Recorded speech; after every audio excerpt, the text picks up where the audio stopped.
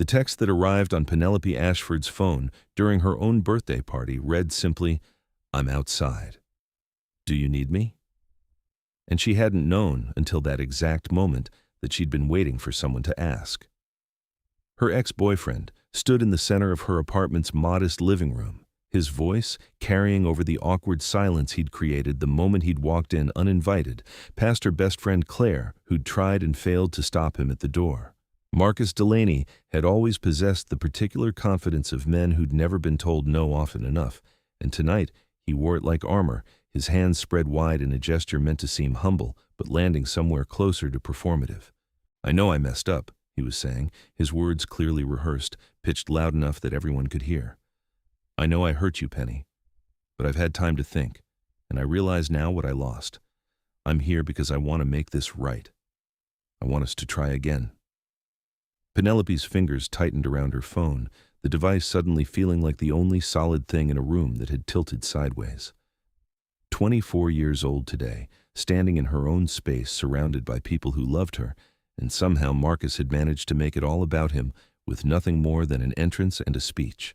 Her friends were watching, some with pity, some with poorly concealed anger on her behalf, and she felt the hot flush of humiliation crawl up her neck. She'd left Marcus 4 months ago after 2 years of watching him prioritize everything: his career, his friends, his convenience over her. The breakup had been necessary, clean, and she'd thought final. Her thumbs moved across the screen before her brain fully caught up to the decision. Yes. Please. "Penny?" Marcus took a step closer, interpreting her distraction as overwhelm rather than what it actually was: escape planning. "I know this is a lot, but I couldn't let another day go by without telling you how I feel. You're the one. You've always been the one." The thing was, he almost sounded sincere. That was the worst part. Marcus probably believed every word, had probably spent weeks convincing himself that what he felt now, this belated recognition of what he'd taken for granted, was the same as actual love. He'd never understood that love required presence, attention, the choice to show up long before a grand gesture became necessary. "Marcus," she finally found her voice keeping it level even as her heart hammered, "you need to leave. Just hear me out. She asked you to leave." Claire stepped forward, her small frame somehow commanding in her anger. "That means go. This is between me and Penny." Marcus didn't even look at Claire, his attention fixed on Penelope with an intensity that might have been flattering once. "We have history. We have something real, and I'm not giving up without a fight." Penelope opened her mouth to respond, to tell him that their history was exactly why this would never work, that real didn't mean sustainable when she felt it. A change in the air pressure, a subtle shift that made the hair on her arms stand up. The room's energy redirected like compass needles swinging north, and she knew before she turned toward the door that Gideon Zorath had arrived. She'd met him exactly once, 3 weeks ago, at a gallery opening her friend had dragged her to. He'd been standing in front of a painting of a moonlit forest, perfectly still in a way that should have looked awkward but instead seemed entirely natural, and when their eyes had met across the room, she'd felt the impact of it somewhere behind her sternum. They'd talked for 2 hours, his voice low and measured, his questions unexpectedly thoughtful, and when he'd asked if he could see her again, she'd given him her number without hesitation. They'd been texting since then, long conversations that stretched late into the night, his messages arriving at odd hours. He'd mentioned keeping unusual schedules, but always insightful, always making her laugh or think or both. He'd asked about her birthday last week, and she'd mentioned tonight's party without extending an invitation because they hadn't actually gone on a proper date yet, hadn't defined what this was. Now he stood in her doorway, and the full impact of his presence hit her like a wave. Gideon Zorath looked like someone had carved him from marble and then decided to grant him movement as an afterthought. Pale skin that seemed to hold its own light, white blonde hair pulled back from features that were almost too perfect, too symmetrical to be entirely human. Tall and lean in a way that suggested strength without bulk, dressed in black that made the pallor of his complexion even more striking. His eyes, when they found hers across the room, were the color of mercury silver and somehow molten at once. Penelope. Her name in his mouth sounded different than it did anywhere else, the syllables precise and weighted. He moved into the room with fluid grace, his attention on her absolute. Forgive the intrusion. You're not, her voice caught. You're not intruding. Thank you for coming. Marcus turned, and she watched him take in Gideon with visible confusion, followed by something that looked uncomfortably like calculation. I'm sorry, who are you? Gideon's gaze slid to Marcus for the first time, and Penelope saw her ex actually take a step back. It wasn't that Gideon looked threatening exactly. His expression remained neutral, almost polite, but there was something in his stillness that spoke of danger, the way a sleeping blade still promised to cut. I am Gideon. No last name offered, no explanation. He looked back to Penelope. You seem distressed. Her boyfriend just showed up to work things out, Marcus said, his voice carrying an edge of territorial aggression that made Penelope want to sink through the floor. So I don't think we need ex-boyfriend, Penelope interrupted, her voice sharper than she'd intended. Marcus, I already told you, we're done. We've been done. Penny, come on! Marcus reached for her hand, and she jerked back before his fingers could make contact. Don't be like this. What we had was special. Everyone has rough patches, but that doesn't mean she has asked you to leave twice now. Gideon's voice didn't rise in volume, but something in it changed, dropping into a register that seemed to vibrate in Penelope's chest. I suggest you listen. And I suggest you mind your own business. Marcus puffed up, stepping toward Gideon in what he probably thought was an intimidating display. Penny and I have 2 years together. You're what? Some guy she just met? This doesn't concern you. The temperature in the room seemed to drop 10 degrees. Gideon didn't move, didn't react, but Penelope saw his jaw tighten almost imperceptibly and suddenly became very aware that she had no idea what he was capable of. His stillness in the gallery had seemed peaceful. Now it felt like the moment before a storm broke. Stop. She moved between them, not entirely sure what she was preventing, but certain it needed preventing. Marcus, leave, now, or I'm calling the police. You'd seriously choose some random guy over what we had? Marcus's voice cracked on the question, and she almost felt bad until she remembered every time he'd chosen something over her and never bothered to sound broken about it. I'm choosing myself, she said quietly. Like I should have done a year ago. Please go. He stared at her for a long moment, and she watched the performance drain out of him, leaving behind something smaller and more genuinely hurt. She might have been moved if he'd shown her this vulnerability when they were together, when it could have actually meant something. But now it just felt like too little arriving far too late. Marcus left without another word, pushing past Claire and out the door. The silence he left behind felt fragile, like everyone was afraid to be the first to speak and break whatever spell had descended. Well, Claire finally said, her voice too bright. That was dramatic. Should we do cake now? Nervous laughter rippled through the room. Penelope's other friends began to move, returning to conversations and drinks, the party attempting to resurrect itself. But Penelope couldn't seem to move, couldn't look away from Gideon, who was still watching her with those impossible silver eyes. Would you like to leave? He asked, low enough that only she could hear. I can take you somewhere quiet. She should probably stay. It was her party, her birthday, and her friends had gone to the effort of organizing this. But the thought of making small talk and pretending she wasn't humiliated and off balance made her want to scream. Yes, she whispered. Please. He held out his hand, palm up, and she took it without hesitation.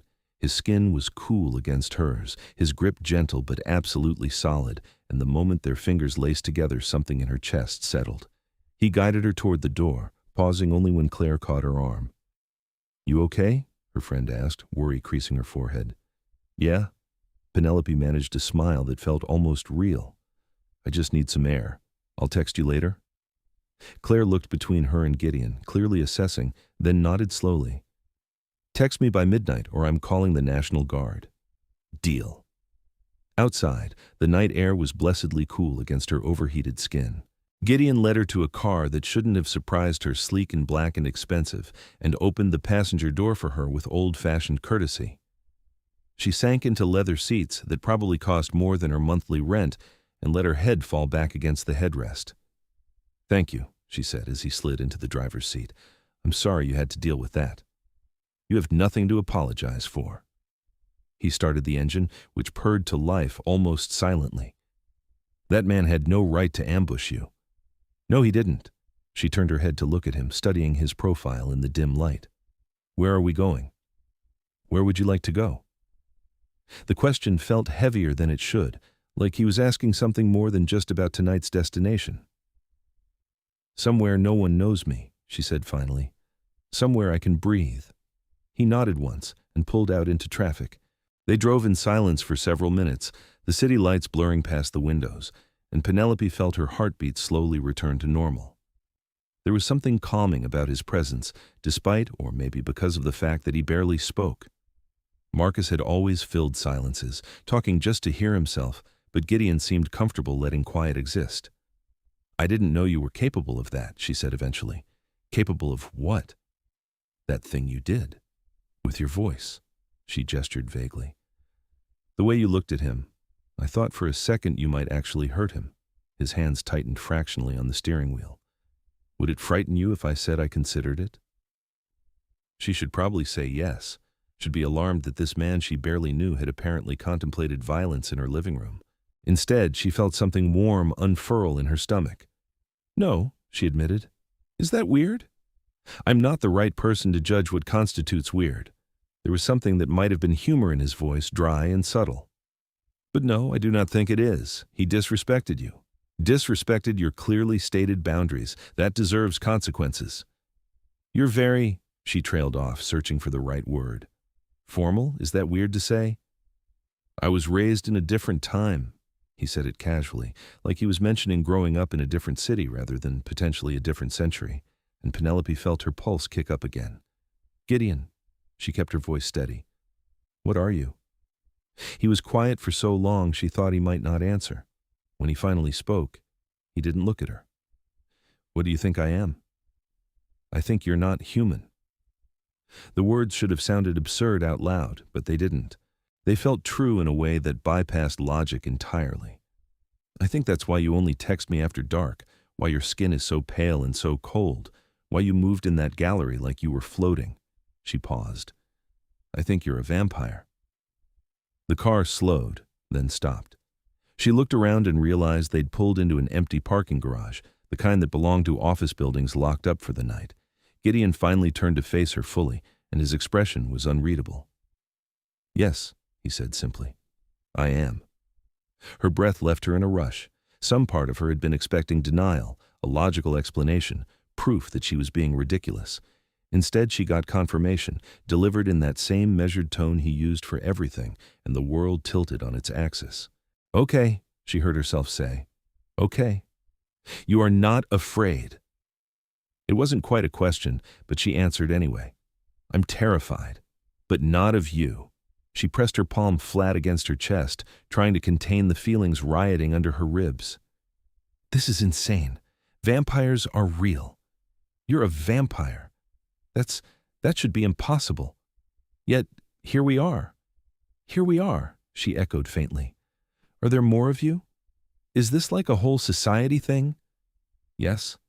He shifted in his seat, angling toward her. There are more of us.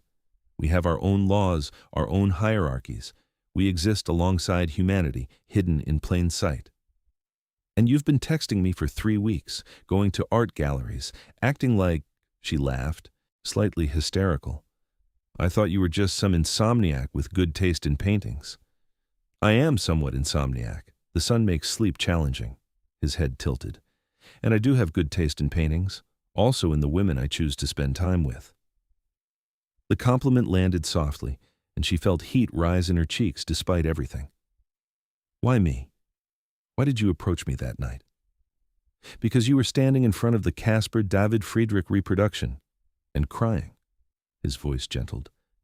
You tried to hide it, but I saw. And when I asked if you were all right, you told me the truth that the painting made you feel less alone in your loneliness. I found that remarkably brave. She'd forgotten she'd said that. Had forgotten crying at all until he mentioned it. That had been a bad week, just after the 2-month Markpost breakup, when the relief had faded and the actual loneliness set in. The painting had been of a figure on a mountain, surrounded by fog, and something about it had cracked her open. You remember that? Her voice was barely a whisper. I remember everything about that night. He reached over slowly, giving her time to pull away, and tucked a strand of hair behind her ear. His fingers were cool against her temple. I remember thinking I had not met anyone who interested me so thoroughly in decades, and then I spent 3 weeks getting to know you through text messages and discovering I had vastly underestimated your capacity to be interesting. Decades, she caught on the word. How old are you? I was born in 1547. The number hit her brain and refused to process properly. That's almost 500 years. 479 to be precise. He withdrew his hand. Does that change things? Did it? She sat with the question, prodding at her feelings like testing a bruise. He was nearly 5 centuries old, had lived through periods of history she'd only read about, had seen the world change in ways she couldn't comprehend. They had nothing in common by any logical measure. And yet, I don't think so, she said slowly. I don't think it does. Is that insane? If it is, then we are insane together. His mouth curved, not quite a smile, but close. I should tell you the rest. There's a rest? I'm not merely a vampire, Penelope. I'm the vampire king. She blinked at him. I'm sorry. You're the what now? The king. Of my kind. I rule the North American territories, and my word is law among the vampires within them. He said it without arrogance, like he was reciting facts. I have held the position for 2 centuries, give or take. Your royalty. She pressed her hands to her face. I've been sending memes at 2 in the morning to vampire royalty. I enjoyed the memes, particularly the one about the cat who could not fit in the box. Now he definitely was smiling, just slightly. My point is that my presence in your life has implications, politics, dangers you should be aware of before this goes any further. What kind of dangers? I have enemies, rivals who would be pleased to discover I have developed an attachment to a human, vampires who still believe we should rule openly rather than hide. His jaw tightened. And then there are the hunters, though they are less of a concern. Hunters, like vampire hunters. The very same. They are well organized, but generally outmatched. Still, they have killed vampires before, and would certainly kill any human they believe to be collaborating with us. He held her gaze. Being near me puts you at risk. I needed you to know that. She should probably be running. This was too much, too fast, too dangerous. She was a graphic designer from Seattle who liked trashy reality TV and bought her coffee from the same shop every morning. She had no business getting tangled up with vampire kings and ancient politics and people who might want to hurt her just for existing near him. But when she looked at Gideon, really looked at him, she saw the same careful vulnerability that had drawn her to him in the gallery. He was telling her these things not to scare her off, but to give her a choice, and that mattered more than all the rest of it.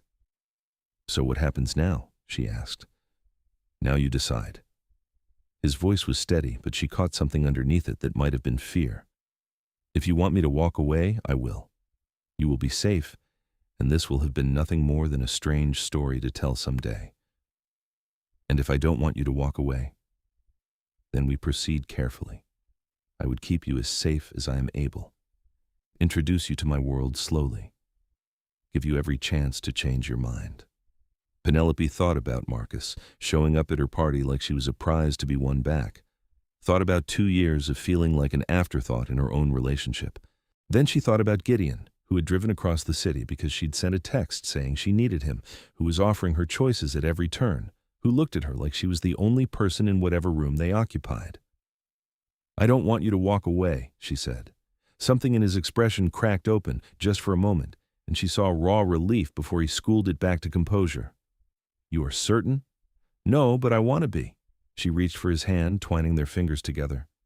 I want to see where this goes, even if it's complicated and dangerous and completely insane. He lifted her hand to his mouth and pressed his lips to her knuckles, the gesture courtly and somehow devastating. Then we will see where it goes. They sat there in the dark garage for another hour, and he told her things about his world that made her head spin, about vampire politics and blood laws, about the complex hierarchies that governed his kind, about what it meant to be immortal and watching the world change around you. He answered every question she asked with patient thoroughness, never making her feel foolish for asking. When he finally drove her home, he walked her to her door like it was the most natural thing in the world. "Happy birthday," he said.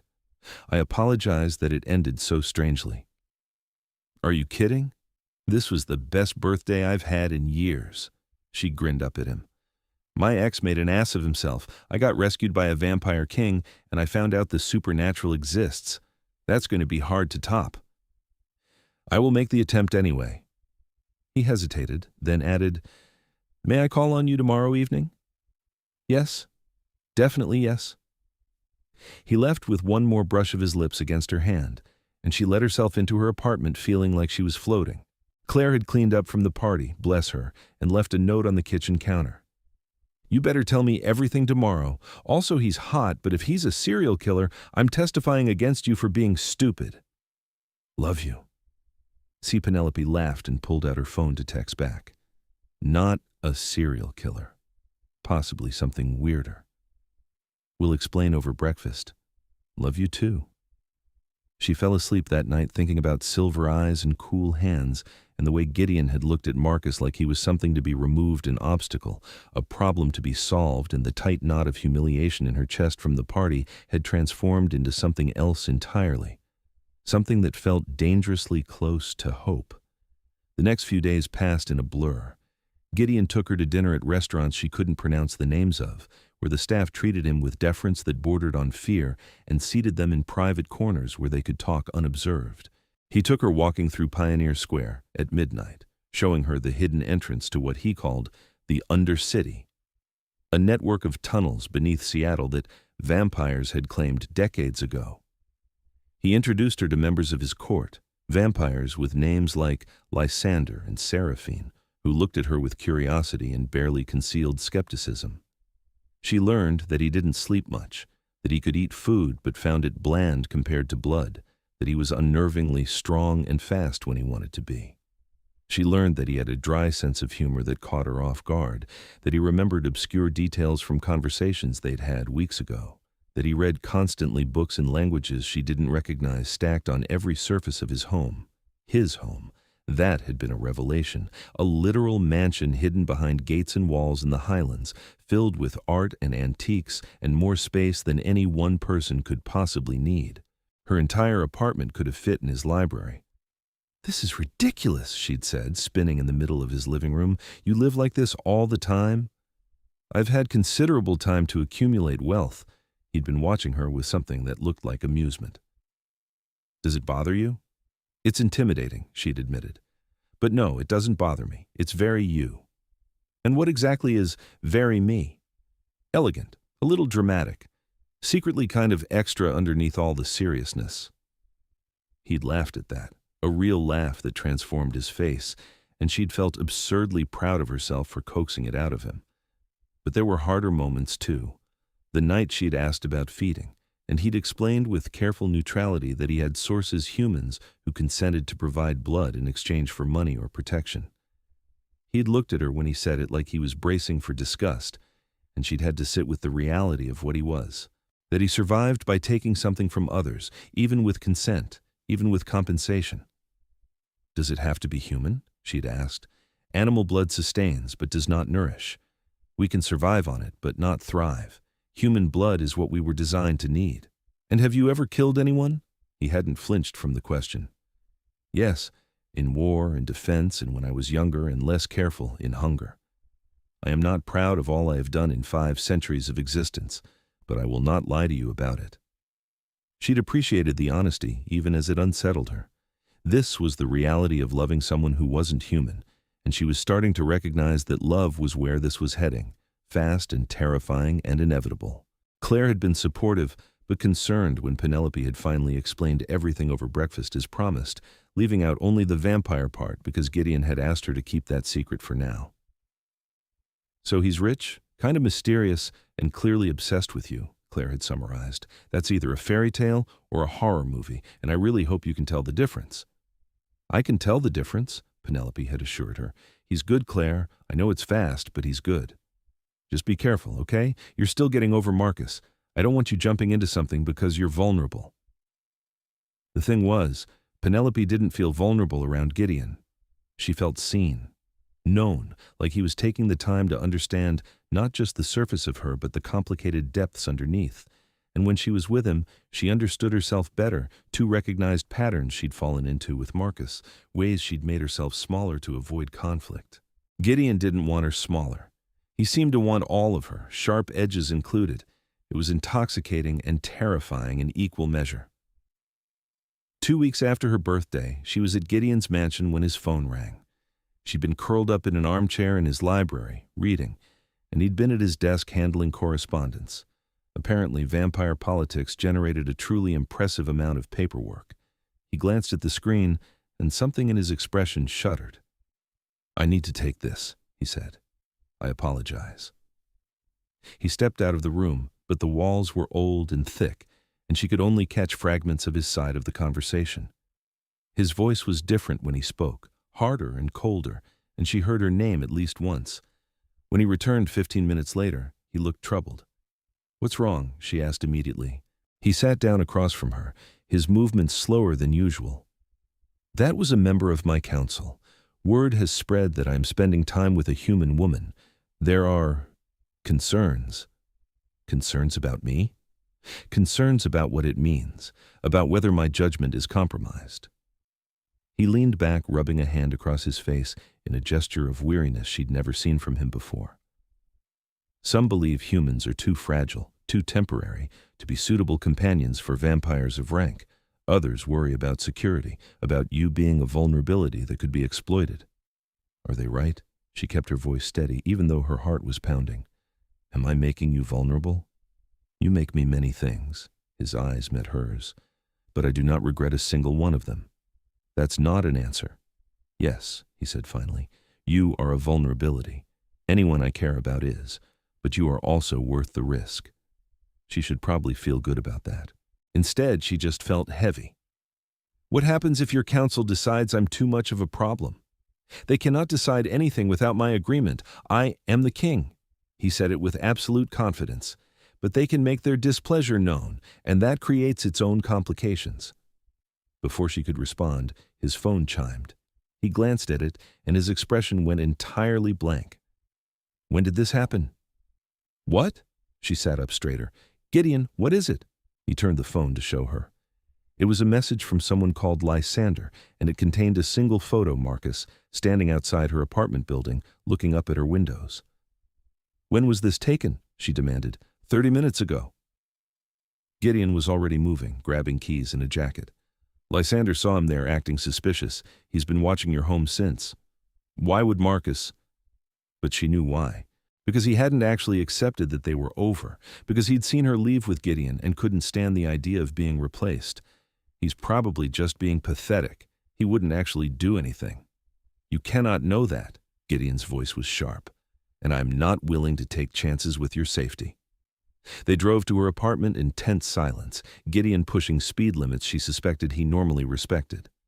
Lysander was waiting outside, a tall vampire with dark hair and an expression of polite concern. Marcus was gone. "He left 10 minutes ago," Lysander reported. "After circling the building several times, I considered approaching him but thought it better to wait for your instruction, my lord." "You did well." Gideon looked up at her building. "Penelope, pack a bag. You're staying with me until we determine his intentions. You can't just, I have work, I have a life here, which will still exist after we ensure your safety." He turned to her and his expression was implacable. "Please do not argue with me on this." She wanted to insist she could take care of herself, that she wasn't some damsel to be locked in a tower. But the truth was, Marcus had shown up at her birthday party uninvited, and now he was lurking outside her home, and she didn't actually know what he was capable of. "Fine," she said tightly, "but I'm not staying longer than a few days, and you need to stop making decisions for me." Something flickered in his expression, regret maybe, or frustration. "You're right. I apologize. I'm accustomed to command, and it makes me forget that you are not one of my subjects." The acknowledgement took the wind out of her anger. "Just ask me next time, okay? Even if you think you know what's best."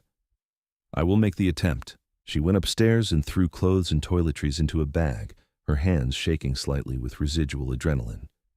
By the time she came back down, Gideon had his phone out again, speaking in what sounded like German to someone on the other end. He hung up as she approached. I have someone watching your ex-boyfriend, he said. If he approaches you or this building again, I will know immediately.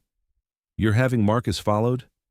I am ensuring your protection. There is a difference. She wanted to argue, but honestly, the idea of someone keeping an eye on Marcus made her feel safer rather than more trapped.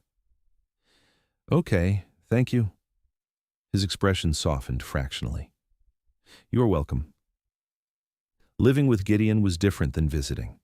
She got to see the private parts of him, the way he stood at the windows at dawn and watched the sky lighten until the last possible moment before retreating into the house's interior, the way he moved through the space with unconscious grace, the way he sometimes forgot to maintain human mannerisms and would go utterly still for minutes at a time like a statue. She learned that he played piano beautifully and sadly, and that he had nightmares sometimes during the few hours he did sleep, though he wouldn't talk about them. They fell into a rhythm. She worked on her laptop in his library. He handled vampire business from his study. They had dinner together even though he only picked at his food, and they stayed up late talking or watching movies, or simply existing in comfortable silence. It felt dangerously close to domesticity. On the fourth day, Marcus called her. She stared at her phone as it rang, Gideon watching from across the room. On the fifth ring, she answered. Penny, thank God. Marcus sounded agitated. I've been trying to reach you for days. Are you okay? I'm fine, Marcus. What do you want? I want to apologize. For the party, for everything. I was out of line. He paused. Can we meet? Just for coffee, I promise, just to talk. Every instinct screamed at her to say no. I don't think that's a good idea. Please, I need closure. We both do. We had closure 4 months ago when I broke up with you. Penny. His voice dropped, taking on a pleading quality. I know you're seeing that guy from the party, and if you're really happy, then I'll back off, but I need to hear it from you, face to face. She looked at Gideon, who had gone very still. Marcus, 1 coffee, 30 minutes, public place, then I'll leave you alone forever, I promise. She should hang up, should block his number. But some part of her wondered if he was right, if they needed this final conversation. I'll think about it. Thank you, that's all I'm asking. She hung up and immediately felt like she'd made a mistake. He wants to meet.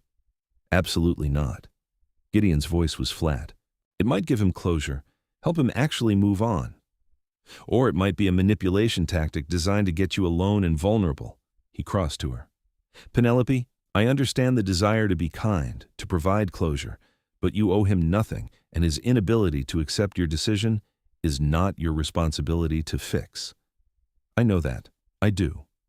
She twisted her phone in her hands, but maybe if I just talk to him, explain things clearly one more time. You have already explained clearly, multiple times. His hand came up to cup her cheek, thumb brushing her cheekbone. You are allowed to be done, to simply be done, without justification or extended explanations or one final conversation. You are allowed to close doors and walk away. The words hit something deep in her chest. I always feel like I have to make sure everyone else is okay, she said quietly, like I'm responsible for their feelings. You are not. You are responsible for yourself, for your own well-being. Everything else is secondary. He leaned down, pressing his forehead to hers. Let me protect you in this. Let me be the bad one. She closed her eyes and breathed him in, cool and clean. Okay. Okay. Yes. He texted Marcus from his own phone, a message that was polite but absolute. Ms. Ashford will not be meeting with you. Any further attempts to contact her will be considered harassment. This is your only warning. When Marcus tried to call back, Gideon blocked the number. Simple. Final. Thank you, Penelope whispered. Always. That night, as they sat together in his living room, she curled against his side and let herself imagine this being permanent. Let herself picture years instead of weeks, a lifetime instead of a moment. And when Gideon's arm came around her, solid and protective, she let herself believe it might actually be possible. 3 days later, everything changed. She was reading in bed, his bed, which she'd migrated to naturally over the past week, when Gideon came in from his study looking grimmer than she'd ever seen him. We need to talk, he said. Her stomach dropped. That's never good. He sat on the edge of the bed, not quite touching her. Marcus went to the police. He is telling them that I have kidnapped you, that you are being held against your will. What? That's insane. I am aware. However, there are now officers asking questions. They came to the house earlier while you were sleeping. He looked at her. I told them you were here voluntarily and that you could leave at any time. They want to speak with you directly. Okay, so I'll tell them I'm fine and this is all Marcus being vindictive. It will not be that simple. He ran a hand through his hair, disheveling the usually perfect white strands. Marcus has also been making noise in other circles, asking questions about me, researching my background. He has become suspicious about certain inconsistencies. You think he knows what you are? I think he suspects something, and if he digs deep enough, with enough determination, Gideon's jaw tightened. There are humans who know of our existence. Hunters, scholars, those who have been brought into the fold through various means. If he makes contact with any of them, it could create significant problems. What kind of problems? The kind that result in exposure, war between our species, the complete upheaval of the careful balance we have maintained for centuries. He finally looked at her. This is what I meant when I said my world was dangerous. Your ex-boyfriend, motivated by jealousy and suspicion, could potentially destabilize everything. She felt cold. What do we do? I can have him dealt with. He said it calmly, like he was discussing what to have for dinner. It would be simple. An accident, a disappearance. He would no longer be a problem. No. The word came out sharp. Gideon, no, you can't kill him. Can't or shouldn't. Both, either. She grabbed his hand. He's being an ass, but he doesn't deserve to die for it. And I don't want to be the reason someone dies, even someone like Marcus. Then what would you have me do? There was no heat in the question, just genuine curiosity. Allow him to continue digging? To potentially uncover truths that could destroy us both? I don't know. She pressed her free hand to her forehead. Can't you just, I don't know, scare him off? Make it clear he's in over his head? I could, but that might only increase his determination. Some humans become obsessed once they sense the supernatural. He studied her face. You are upset. Of course I'm upset. My ex is apparently trying to get you investigated, maybe arrested, and now you're talking about killing him like it's nothing. It is not nothing. But in my world, threats are dealt with decisively. Hesitation gets people killed. We're not in your world right now. We're in mine, where murder is generally frowned upon. He was quiet for a long moment. You are right. I apologize. I sometimes forget that your instincts are different from mine, shaped by different necessities. He turned her hand over in his, tracing patterns on her palm. I will not harm him unless he becomes a direct physical threat to you. You have my word. Thank you. She leaned against him. So what do we actually do? You speak with the police. Confirm that you are here voluntarily, that Marcus's concerns are unfounded. I will have my lawyers make it clear that any further harassment will result in legal action, and I will increase security both on you and on monitoring his activities. That's it? For now, we watch and we wait. If he escalates, we reconsider our options. She nodded, not trusting her voice. This was the reality she'd signed up for: complications, dangers, impossible choices. But knowing it intellectually was different from feeling it viscerally, from facing the fact that her ex-boyfriend might stumble into something that could get him killed and her caught in the crossfire. Gideon pulled her closer, and she burrowed into his chest. I will keep you safe, he murmured against her hair. Whatever it takes. I know. And she did. That was the terrifying part. She trusted him completely, even when she shouldn't. The police came the next day. 2 detectives, both looking vaguely uncomfortable in the face of Gideon's obvious wealth and the layers of expensive lawyers he'd surrounded himself with. Penelope told them the truth, that she was staying with Gideon of her own free will, that Marcus was her ex and had been harassing her, that she wanted him to leave her alone. They asked if she felt safe. She said yes. They asked if she was being coerced in any way. She said no. They took notes and looked skeptical, but eventually left with business cards and instructions to call if anything changed. That was exhausting, she said once they were gone. You did well. Gideon dismissed his lawyers with a nod. Hopefully that will be the end of it. Or it wasn't. Marcus showed up 3 days later. Not at the house. Security kept him from getting that far, but he stood outside the gates with a sign, of all things, like he was protesting. Penelope Ashford is being held against her will, it read in block letters. Gideon Zorath is dangerous. He has lost his mind, Penelope said flatly, staring at the security feed. Gideon stood beside her, his expression carved from ice. He has certainly lost his sense of self-preservation. I need to talk to him. No. Gideon, he's standing outside your house with a sign. This has gone past ridiculous. She turned to him. I need to make him understand this is done. And if he refuses to understand, if he uses the opportunity to hurt you, or worse, then your security team can intervene. But I have to try. She softened her voice. Please, let me try. He looked at her for a long moment, clearly warring with himself. Finally he nodded, once, sharp. You have 10 minutes. I will be watching the entire time. If he so much as touches you without your permission, I am ending this. Fair enough. They went outside together, Gideon staying on the porch while Penelope approached the gates where Marcus stood. He looked terrible, unshaven, eyes red-rimmed, his clothes rumpled like he'd been sleeping in them. When he saw her, his face transformed with relief. Penny, thank God, are you okay? Marcus, go home. She kept her voice level. You're embarrassing yourself. I'm trying to save you. That man is dangerous, Penny. I've been researching him, and there are things that don't add up. His background, his business dealings, the way people talk about him. Stop. She cut him off. Just stop. I'm not being held against my will. I'm here because I want to be. Gideon is not dangerous to me. How can you be sure? You barely know him. I know him better than I ever knew you. The words came out harsher than she'd intended, but she was past caring. In 3 weeks, he has shown me more respect and consideration than you managed in 2 years. So yes, I'm sure. Marcus flinched. That's not fair. What's not fair is you showing up at my birthday party like I was an objective to complete. What's not fair is you calling the police and making false accusations. What's not fair is this. She gestured at the sign. I ended things. Marcus. I ended them for good reasons. And nothing that's happened since has made me regret that decision. If anything, you've confirmed I made the right choice. You don't mean that. I absolutely mean that. She felt something settle in her chest, solid and sure. I'm done, Marcus. Done explaining, done justifying, done caring whether you understand or accept it. We're over. Move on.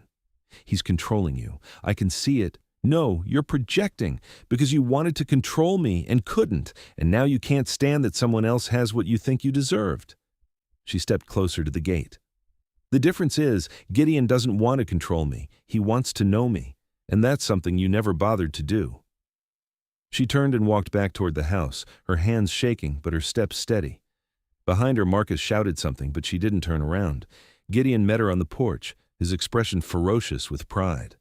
Well done, he said quietly. He's going to keep digging, isn't he? Probably. But you have made your position clear. Whatever he does now is his choice, not your responsibility. She nodded and let him guide her back inside. Through the security cameras, she watched Marcus stand at the gates for another 20 minutes before finally leaving, taking his sign with him. That night, curled in Gideon's arms, she asked, What happens if he actually finds proof? About what you are? Then I will handle it. His voice was steady. But you will not be harmed, Penelope. That is a promise. I don't want you to have to handle it by killing him. I know. I will explore other options first. He pressed a kiss to her temple. Sleep. Tomorrow brings its own concerns.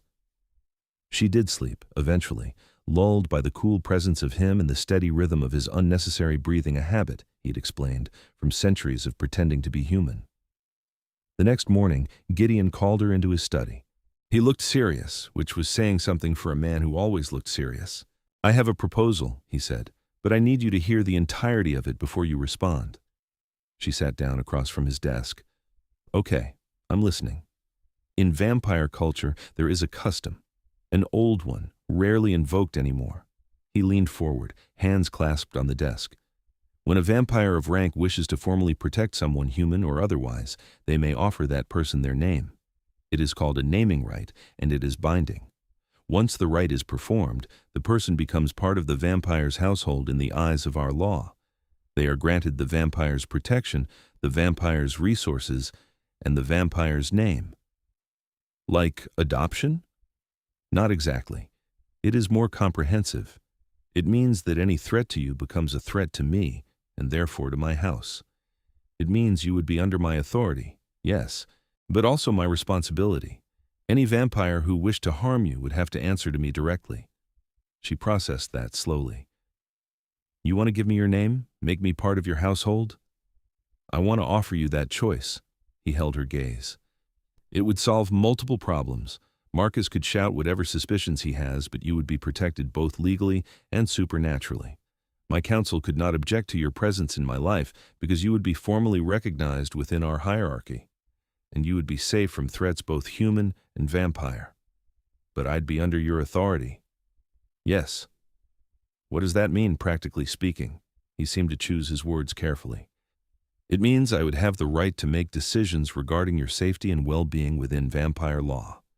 It means my word would supersede yours in certain contexts, particularly those involving supernatural politics. It means you would be expected to represent my house appropriately. That sounds like I'd be giving up a lot of autonomy. You would be. I will not lie to you about that. He stood and came around the desk. But I would also tell you that I have no interest in controlling you, Penelope. The authority would exist on paper, but I would not exercise it except in situations of genuine danger. You would still make your own choices, live your own life. You would simply do so with my protection wrapped around you. And if I said no, then nothing changes. We continue as we have been. I find other ways to keep you safe. She looked at him, this ancient, powerful being who could have anyone, who could compel or control or simply take, and who instead was asking, explaining, giving her all the information and waiting for her decision. How does the rite work? She asked. It is a ceremony, formal, witnessed by members of my court. I would speak the words of binding and offer you my name. You would accept or refuse. If you accept, you become Penelope Zorath in the eyes of vampire law. That's a lot. Yes. She stood and moved to the window, looking out at the grounds. Can I think about it? Of course. Take all the time you need. But as she stood there, she realized she didn't need time. She needed to understand something else. Gideon, why are you offering this? Really? He was quiet long enough that she turned to look at him. His expression was more open than she'd ever seen it, vulnerable in a way that made her chest ache. Because I cannot bear the thought of you being hurt, he said quietly. Because in 500 years I have not met anyone who made me want to be better, kinder, more careful. Because you have somehow become essential to me in a matter of weeks, and I am terrified of losing you. He crossed to her. Because I love you, Penelope Ashford, and I will do whatever it takes to keep you safe. Her breath caught. You love me? Desperately, irrationally, completely. His hand came up to cup her face. I know it is too soon by human standards, but I have lived long enough to recognize something extraordinary when I find it, and you are the most extraordinary thing I have encountered in centuries. She launched herself at him, and he caught her easily, his arms coming around her solid and sure. I love you too, she said against his neck. And yes, I'll accept your name. He pulled back enough to look at her. You are certain? I'm certain that I trust you, that I want this, whatever it looks like. She touched his face, tracing the elegant lines of it. When do we do the ceremony? As soon as it can be arranged. A few days, perhaps a week. He kissed her then, soft and careful, like she was something precious. Thank you for trusting me. Thank you for asking. The ceremony was scheduled for the following Saturday, which gave Penelope exactly 5 days to be increasingly terrified about what she'd agreed to. Gideon spent those days explaining the details, what she would need to wear, who would be present, what words would be spoken. He introduced her to more members of his court, ancient vampires who regarded her with varying degrees of curiosity and skepticism. They do not know what to make of you, Gideon told her after one particularly awkward dinner with a vampire called Seraphine, who looked like she'd stepped out of a Renaissance painting. They are not accustomed to humans being granted such status. Do they think you're making a mistake? Some of them, yes, but they will respect my decision regardless. He took her hand. You do not need their approval, Penelope. Only mine matters, and you have had that from the moment we met. Claire was another matter. Penelope had told her best friend everything about Gideon being a vampire, about the naming right, about her decision to accept his name, and Claire had listened with increasing horror. "This is insane," Claire said flatly. "Pen, you're talking about legally binding yourself to a man you've known for less than a month, a vampire, who has his own authority over you. I know how it sounds. Do you? Because it sounds like you're running headfirst into something that could really hurt you." Claire softened. "I know Marcus was awful. I know Gideon seems better. But this is such a huge step, and you're making it so fast." "I know it's fast. But it feels right, Claire. He feels right." "Love makes everything feel right until it doesn't." Her friend sighed. "I just don't want you to get hurt, or controlled, or trapped. I won't be. I'm choosing this with my eyes open." She squeezed Claire's hand. "But I need you to trust me. Can you do that?" Claire was quiet for a long moment. Yeah, I can. But I'm going to keep checking in, and if anything feels wrong, you tell me immediately." "Deal." Saturday arrived cold and clear. Penelope, dressed in a gown Gideon had provided deep green silk that made her skin glow, elegant without being ostentatious. He'd told her green was the color of his house, and wearing it to the ceremony was traditional. He waited for her at the bottom of the stairs, and the look on his face when he saw her made her breath catch. He wore black formal and perfectly tailored, his white hair loose around his shoulders. He looked every inch the king he claimed to be. "You are breathtaking," he said quietly. "Right back at you." He offered his arm, and she took it. Together they walked to the ballroom, because of course his house had a ballroom where what looked like 50 vampires waited. They were all pale, all beautiful in that otherworldly way, all watching her with intense interest. Lysander stood at the front, apparently serving as officiant. He smiled at her, one of the few vampires who'd been genuinely warm. "Are you ready?" Gideon murmured. "Yes."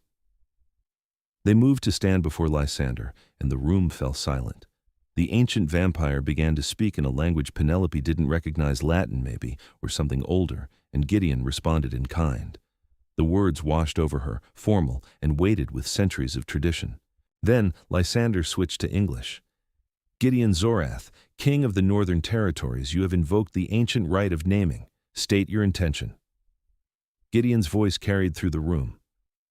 "I offer my name to Penelope Ashford, human woman, and with it all the protections and responsibilities of my house. I bind myself to her defense, her well-being, her honor. What threatens her threatens me. What harms her brings my wrath. Let all present witness this vow." "Penelope Ashford," Lysander turned to her. "Do you understand what is offered? The protection, yes, but also the obligation. To bear this name is to represent this house, to live by its codes, to accept its authority." She'd thought about this moment constantly for days, about what it meant to take someone's name, to bind herself to someone else's world. In the end, it came down to trust, and she trusted Gideon absolutely. "I understand," she said clearly, "and I accept." Gideon reached into his pocket and pulled out a ring, silver and emerald, intricate and beautiful. He slid it onto her right hand, and she felt the cool metal settle against her skin like a promise. "Then by the ancient laws, by the power vested in me as witness, I declare this rite complete." Lysander's voice rang out, "Penelope Zorath, welcome to House Zorath. May you bring it honor, and may it keep you safe." The assembled vampires inclined their heads in unison, a gesture of acknowledgement. Gideon pulled her close and kissed her, and the room erupted in polite applause. "It is done," he murmured against her lips. "You are mine now in every way that matters." "And you're mine," she whispered back. The reception that followed was surreal. Vampires approached to congratulate her, to welcome her formally to the house. Some seemed genuinely pleased, others merely polite. Seraphine cornered her at one point, her expression thoughtful. "You have courage," the ancient vampire said. "Taking a vampire's name is no small thing, particularly when that vampire is a king. I hope you understand the weight you now carry." "I'm beginning to," Penelope admitted. "Good. Because House Zorath has enemies, and now you are part of those battles whether you wish to be or not. Seraphine's smile was sharp. But Gideon will protect you. He is surprisingly soft where you are concerned. Is that a bad thing? Not at all. It is perhaps the most human thing about him. The vampire's expression gentled. I hope you make him happy. He's been alone for a very long time. Later, when the reception wound down and most of the guests had departed, Gideon led her out to the gardens. The moon was full, silver light painting everything in shades of gray and white. He pulled her close, wrapping his arms around her from behind, and they stood there in comfortable silence. How do you feel? He asked eventually. Overwhelmed, relieved, terrified. She leaned back against him. A little bit like I just got married without the actual marriage. The naming right is more binding than human marriage in many ways. His lips brushed her temple. But yes, it is similar. You are mine, I am yours, bound together. Do you regret it? Not for a single moment, do you? No. She turned in his arms to face him. But I need you to promise me something. Anything. Don't ever make decisions for me because of this. The authority you have, the legal stuff I need to know, you won't use it unless I'm actually in danger. That you'll still let me make my own choices. His expression softened. I promise. The right gives me power over you in theory, but I swear to you I will wield that power only in your defense, never your constraint. He cupped her face in both hands. You are not my possession, Penelope. You are my partner, and I will treat you as such always. Okay, she kissed him, slow and deep. Then I'm exactly where I want to be. They stayed in the garden for hours, talking and kissing, and planning a future that suddenly seemed possible. Penelope asked about turning, about becoming a vampire herself, and Gideon explained that it was an option, but one she should not choose lightly. Immortality came with costs, and she should be certain before making that decision. I want more time, she admitted, to understand your world better, to be sure this is what I want long term. Is that okay? It is more than okay. I would never pressure you toward that choice, he smiled, though I confess the idea of having centuries with you is appealing. Give me a few years. Let me live as human me with vampire you, and then we can revisit it. Years, he repeated, like testing the word. I can work with years. The Marcus situation resolved itself 2 weeks later in the most anticlimactic way possible. He sent a final email, short, bitter, but ultimately accepting defeat. I don't know what kind of hold that man has on you, but I'm done fighting it. I hope you're happy, Penny. I really do. She showed it to Gideon, who read it with a neutral expression. Do you believe him? I think his pride finally gave out. He's realized he can't win this, and his ego can't take any more bruising. She closed her laptop. I think we're actually done. Good. Gideon pulled her onto his lap. Though I confess I will miss the excuse to be aggressively protective. Oh, please, you're aggressively protective about everything. She looped her arms around his neck.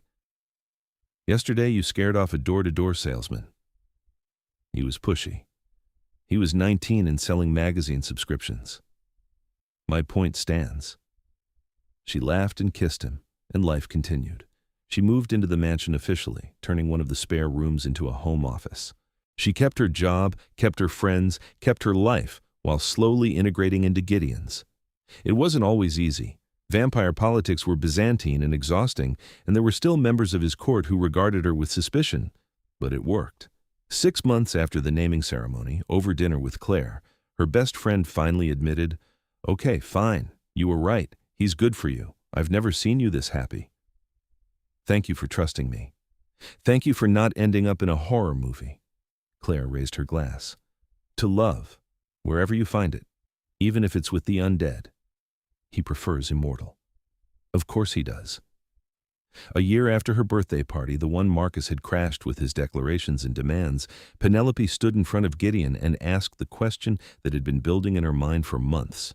I want to turn, she said. I want to become a vampire. I want forever with you. He went very still.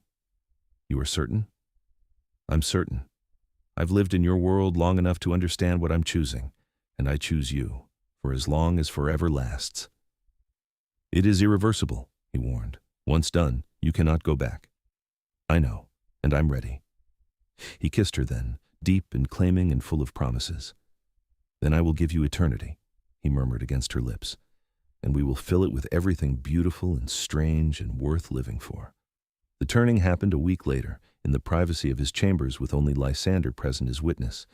It was painful and terrifying and transcendent, her human body dying and reforming into something new. When she woke 3 days later with silver eyes and pale skin and hunger like a living thing in her throat, Gideon was there with blood and patience and love. "Welcome to immortality," he said, his smile soft and real. "My Penelope, my love, my forever."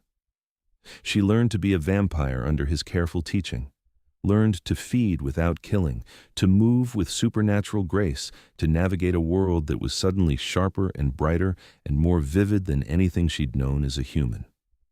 She kept her name Penelope Zorath and made it mean something in vampire circles, earning respect through her own actions rather than just her connection to the king. They had centuries ahead of them, centuries to explore, to grow, to love. And every night when the sun set and they rose together, Penelope thought about that birthday party that had changed everything. About Marcus showing up expecting to reclaim what he'd lost, and Gideon offering her something infinitely more valuable instead.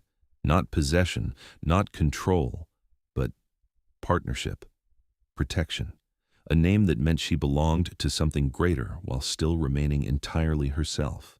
She'd fallen first for the composed stranger in the gallery, for the ancient vampire who'd treated her like something precious.